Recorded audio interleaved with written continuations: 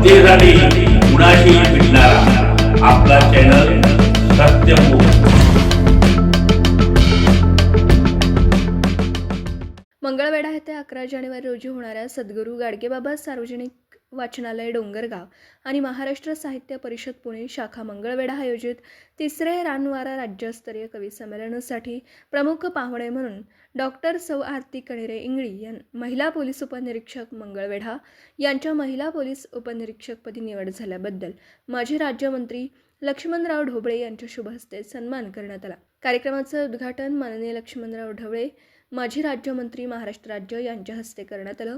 कार्यक्रमाचे अध्यक्ष माननीय दशरथ यादव, ज्येष्ठ साहित्यिक, संमेलनास प्रमुख पाहुणे म्हणून प्रसिद्ध लेखक दीबा पाटील कामेरी, डॉक्टर शिवाजी शिंदे, सहाय्यक कुलसचिव पुण्यश्लोक अहिल्याबाई होळकर विद्यापीठ सोलापूर, डॉक्टर अनिता खेबुडकर, सीताराम नरके, राष्ट्रपती पोलीस पदक मानकरी संतोष गाढवे, डॉक्टर बी.डी. गायकवाड, कथाकथनकार शांतीनाथ मंगले, बलवडी पलूस, सिरा सिकलगार पलूस, संतोष फटे, कादंबरीकार आदी मान्यवर उपस्थित होते। संमेलनास महाराष्ट्रातील अनेक जिल्ह्यातील कवी कवयित्री सहभाग घेतला।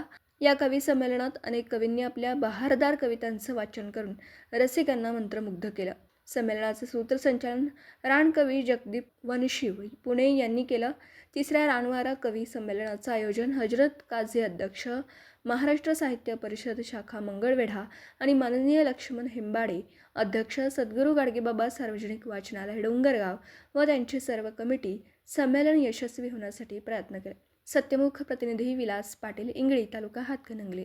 जनतेसाठी कुणाशीही भेटणारा आपला सत्यमुख। लाईक करा, शेअर करा आणि बेल आयकॉन ऑन करा। मित्रांनो, विसरू नका।